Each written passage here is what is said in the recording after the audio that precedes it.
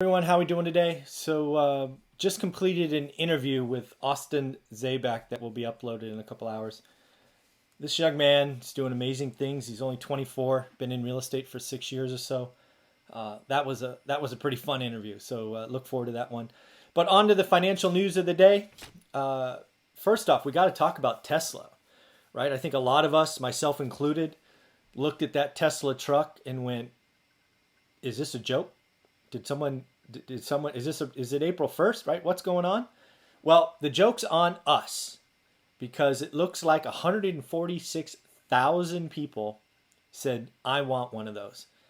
And if you average 50 grand a truck, that's a lot of money. So, Elon Musk, the Tesla team deserves our apologies, frankly. Again, 146,000 pre-orders, I think in like 48 hours, right? Maybe 72. Pretty crazy. So I don't know records for trucks, so I looked it up. I said F-150 is the truck that sells the most. So I looked it up. Ford, right, the F-150 in 2017, which was a record year, sold 896,764 trucks. That's the record. So Tesla did, what would you call that? 1/5 of that in 3 days. Now, obviously, these are pre-orders and people can change their mind and all of that stuff. But realize that just because we thought it was funny and comical, don't mean nothing. Tesla has grown the market. They've once again done some pretty amazing things. And the other thing that's really obvious is people are talking about it. When was the last time we talked about a truck? I can't remember the last time I talked about a truck. So they are getting a lot of free marketing and airtime, and their stats are going out there, right? There's a truck that can go 0 to 60 sub 3 seconds. Amazing. So again, I want to apologize. I came out going, "Oh my God, this is a mistake, a miss." Way wrong.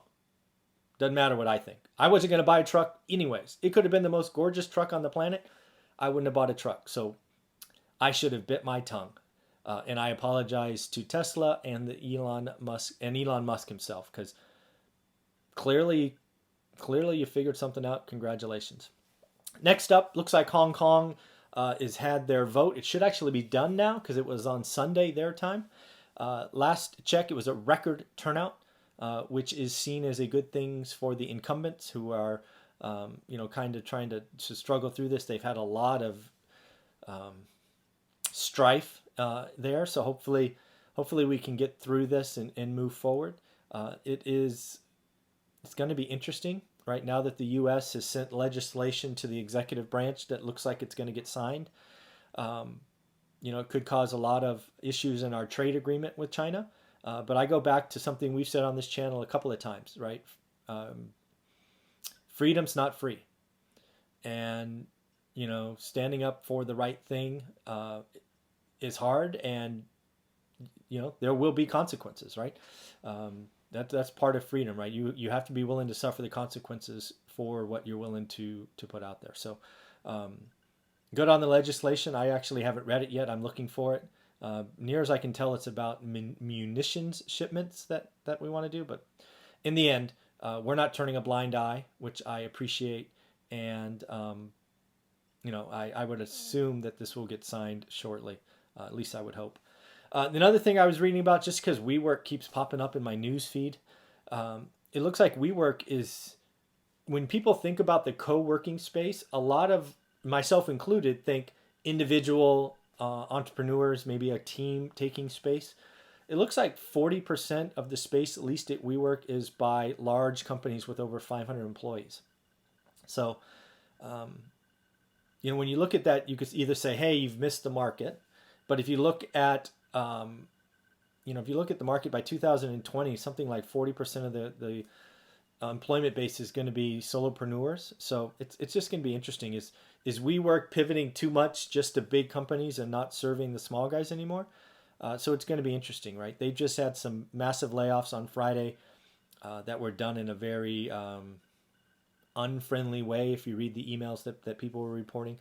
But again, they've got to get through this or they're not going to exist. Frankly, they've, the model, I go back to Sam Zell probably 2 or 3 months ago saying this model's been tried since the 50s and it's never worked.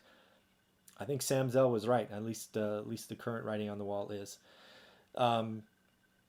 Next up, we got another $1 billion acquisition, this time in the drug space, I guess you would call it.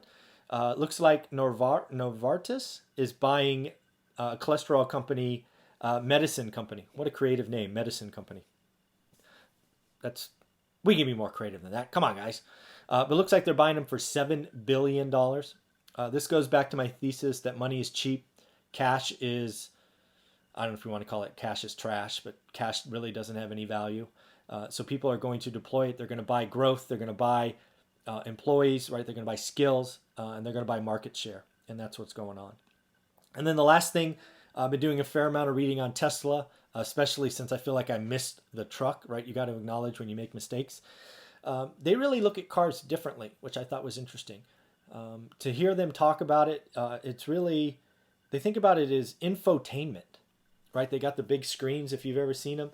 And I'm wondering if their car is going to become the iPod/iPhone, meaning they're going to be making a lot more money on apps. Think about that, right? Apple makes a ton of money from their app store. So if Tesla turns into the iPod/iPhone of cars, can you imagine what they could do? Just think about the advertising that could come across, right? You're driving down the freeway or whatever it is, and In-N-Out Burger or McDonald's or gas stations or whatever. I don't know if Tesla is thinking about this. I'm sure they are. But it would be, I wonder in 4 or 5 years if Tesla is getting 10, 20, 30% of their profit from apps, advertising. I think that's coming. I think Tesla is going to change the game for cars if it hasn't already. And we're going to look at cars differently, right? Look at your car and think about it potentially becoming the iPod, or iPod buying songs, or iPhone with apps. I think that's coming. And I think Tesla is a generation or two ahead of anybody else. So good for them. So in the end, that's what I got today. The last thing I want to talk about is next week. It's going to be ideally a slow week for financial news because a lot of people will make it a long weekend, right? They make it 9 days off. But what I've seen in years past is some companies will make a release into the light week, hoping people miss it when they come back from holidays. So it can be a week where people sneak things out. So we will see what happens in the next 3 days. Keep watching. We'll do these daily updates regardless. I'll even do one on Thanksgiving just because I get up so darn early.